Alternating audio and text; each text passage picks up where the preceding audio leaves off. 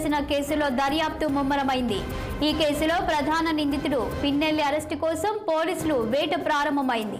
ఆయన్ని పట్టుకునేందుకు పలు బృందాలు రంగంలోకి దిగాయి. ఈసీ ఆదేశాలతో ఆయనపై పలు కేసులు నమోదు చేశారు. అలాగే పిన్నెల్లి విదేశాలకు పారిపోతున్నాడనే నెపంతో పోలీసులు లుకౌట్ నోటీసులు జారీ చేశారు.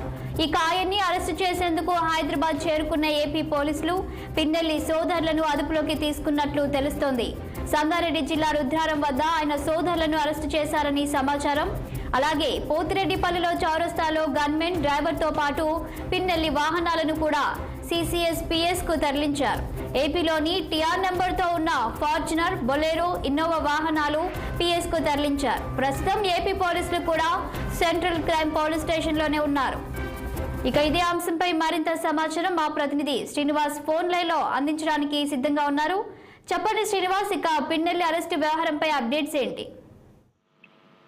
పిన్నెల్లి అరెస్టు సంబంధించి సంగారెడ్డి జిల్లాలో ఒక్కసారి దీనికి సంబంధించినటువంటి కలకలం రేగిందనే చెప్పుకోవచ్చు.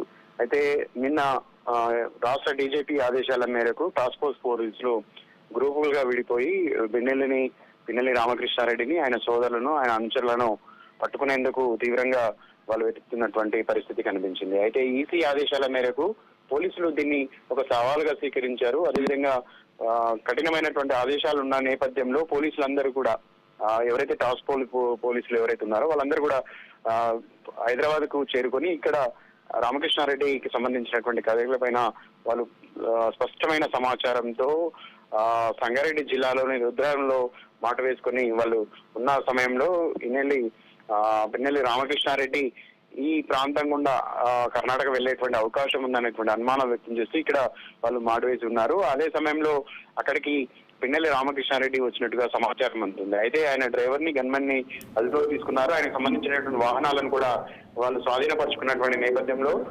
పిన్నెల్లి రామకృష్ణారెడ్డిని కూడా అరెస్ట్ చేశారనేటువంటి ఊహాగానాలు వ్యక్తమవుతున్నాయి. అయితే దీనికి సంబంధించినటువంటి అధికారులు కానీ లేదంటే టాస్క్ ఫోర్స్ పోలీసులు, స్థానిక పోలీసులు కూడా ఎలాంటి సమాచారం అయితే బయటకు చెప్పట్లేదు. దీనికి రకరకాల కారణాలు అనేది పోలీసుల విశ్లేషణ. అయితే దీనికి సంబంధించి అరెస్ట్ నేపథ్యంలో ఎలాంటి ప్రెస్ మీట్ కూడా ఇక్కడ ఏర్పాటు చేయకపోవడం, దానికి సంబంధించినటువంటి సమాచారం కూడా పోలీసులను అడిగినప్పుడు మనకు ఎలాంటి సమాచారం చెప్పట్లేదు. కానీ పటాన్ చెరువు ఇస్లాంపూర్ దగ్గర ఉన్నటువంటి ఒక సెరామిక్ ఫ్యాక్టరీ దగ్గర, పరిశ్రమ దగ్గర అరెస్ట్ చేసినట్టుగా తెలుస్తుంది. కానీ దీనికి సంబంధించినటువంటి ప్రత్యక్ష సాక్షులు కానీ లేదంటే దానికి సంబంధించినటువంటి అధికారులు కానీ ఎలాంటి సమాచారం అయితే చెప్పలేదు. మొత్తంగా పిన్నెల్లి రామకృష్ణారెడ్డిని అయితే అరెస్ట్ చేసినట్టుగా తెలుస్తున్నటువంటి సమాచారం. మనకు అందుతున్న సమాచారం ప్రకారం అదుపులోకి తీసుకున్నారు. వెంటనే విజయవాడకు కూడా తరలించేందుకు దానికి సంబంధించినటువంటి ఏర్పాట్లు గోప్యంగా ఉంచినట్టు కూడా తెలుస్తుంది.